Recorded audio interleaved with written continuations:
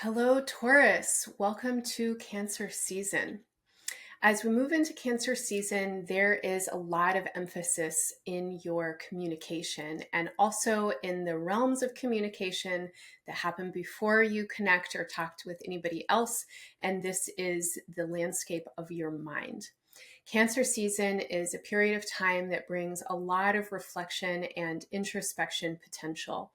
It's a season that is asking you to meditate and internalize in a lot of ways.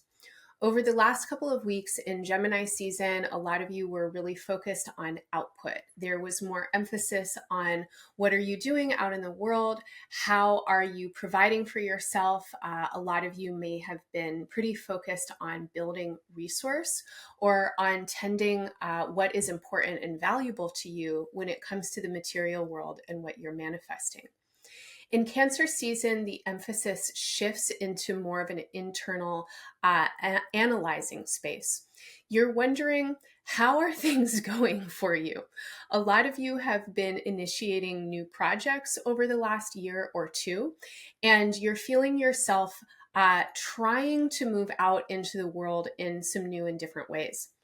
Now, I say trying because it's actually a challenge to get whatever it is that you are visioning off the ground a little bit.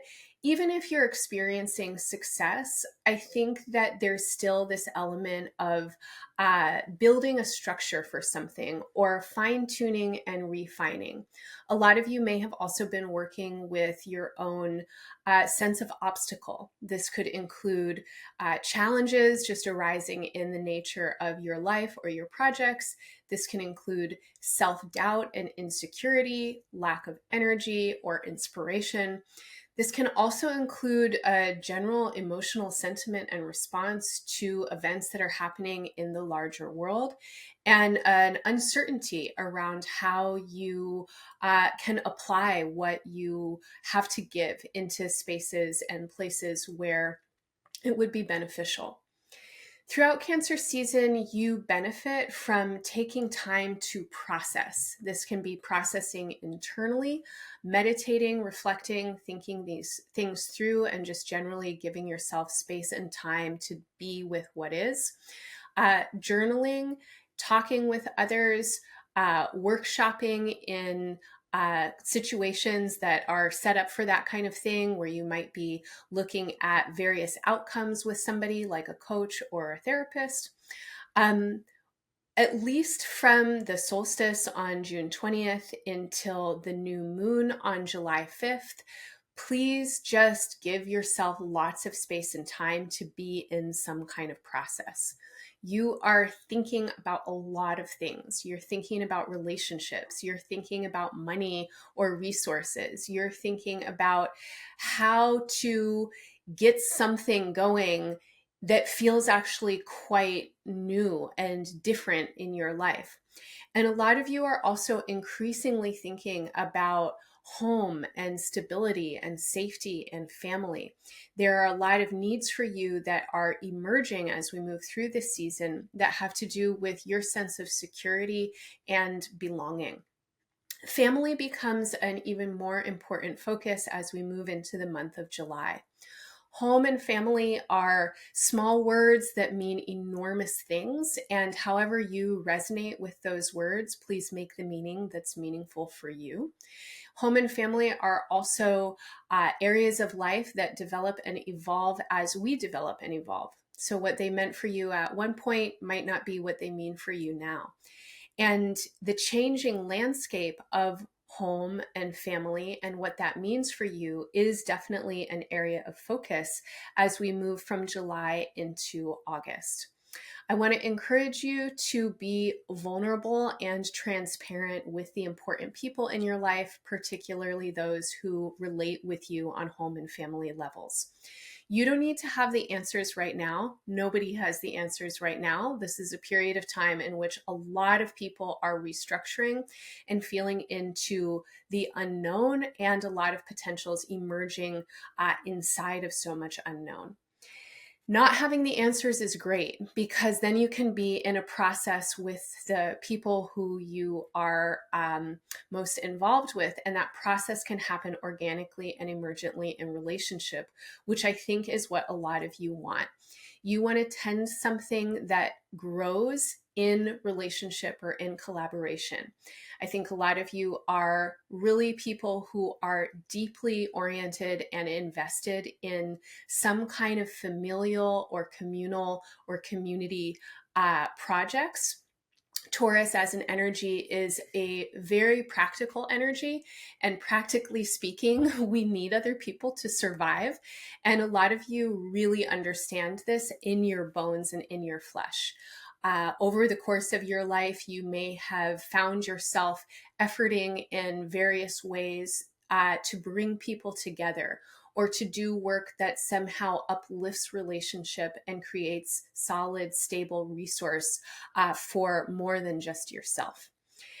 As we move through July and towards the middle of the month, there is a lot of energy building in your body. And Taurus, I really want you especially to pay attention to around like the 14th through the 16th of July. There is an important meeting at that point of the planets Mars and Uranus in your sign. If you've been tuning in with my horoscopes over the last couple of years, you've heard me talk extensively about Uranus in Taurus. This is a transit that extends between 2018 and 2026. When you've heard me talk about how you are in a chrysalis and in a state of transformation, I'm talking about this influence. Over the last couple of months in your horoscopes, I've been saying like, oh, you're starting to emerge from the chrysalis. Last month, someone got, I think, maybe a little frustrated with me because they were like, the month before you said we were emerging and now we're back in. What the heck? So Taurus, I'm just going to say you still have another couple of years. 2026 is your debut. This is a long process of transformation. By the beginning of 2026, there is a new landscape that everybody is working with, and you are going through something really important right now to get you primed and ready for whatever that's going to be. But you don't know what it is yet. And not knowing what it is an important part of the process. If you knew what it was, you would miss really valuable steps of growth and recognition and struggle and labor that are going to temper and condition you and get you ready for whatever that is that's coming. So the middle of July is bringing a moment that is an important moment in this process.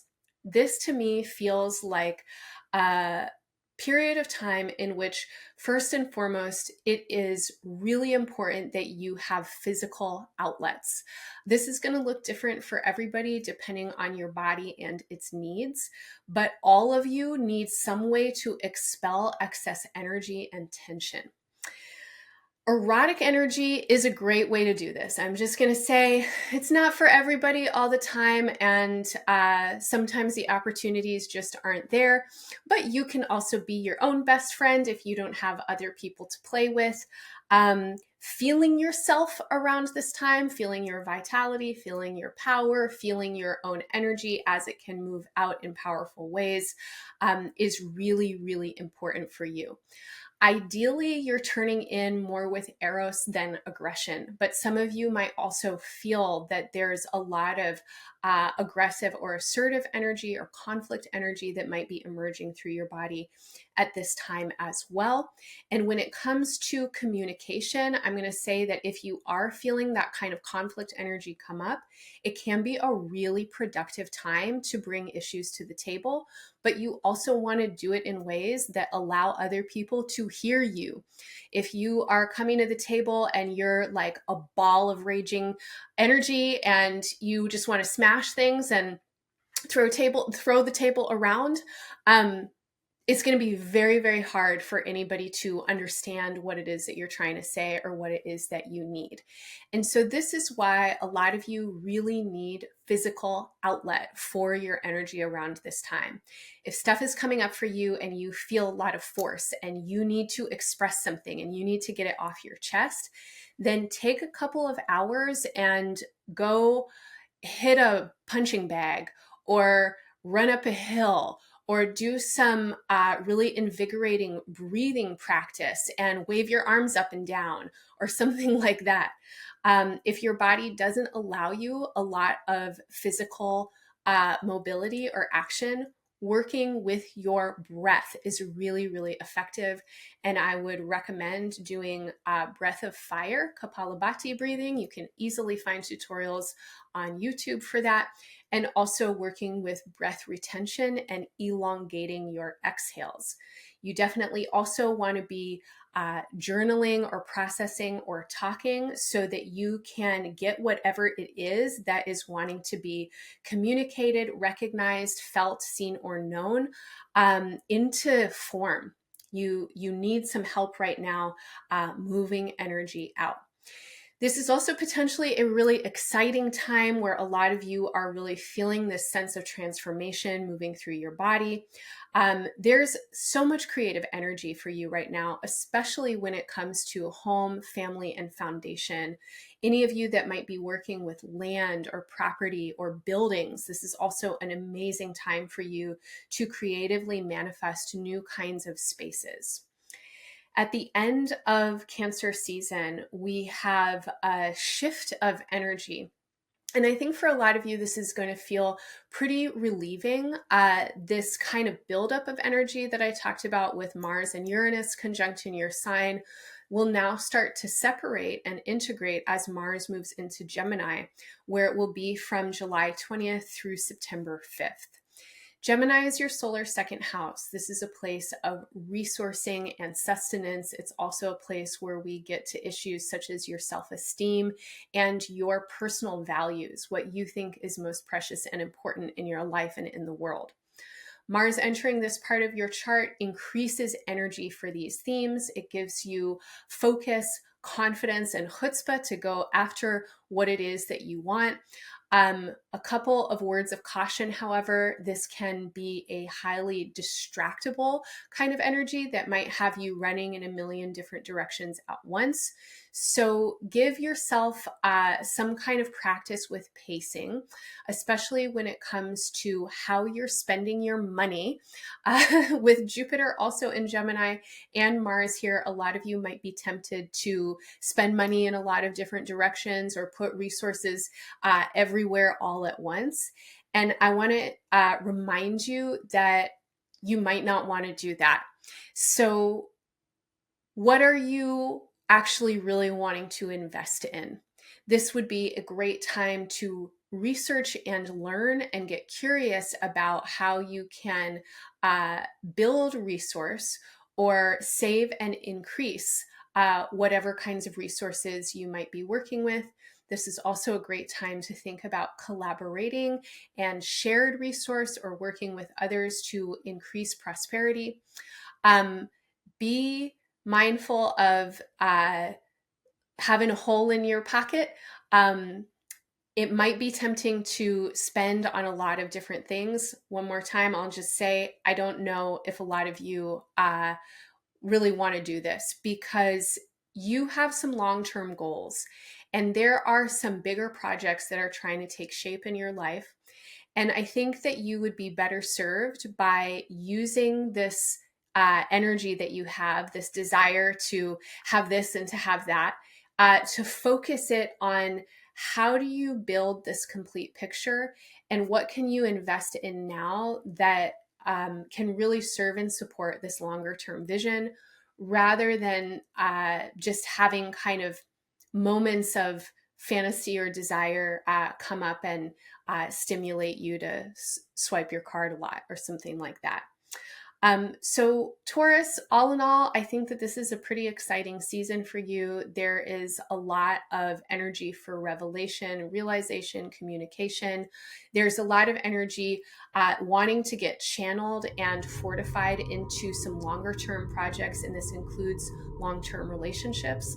And I am wishing you all the best in Cancer season and beyond. Bye for now.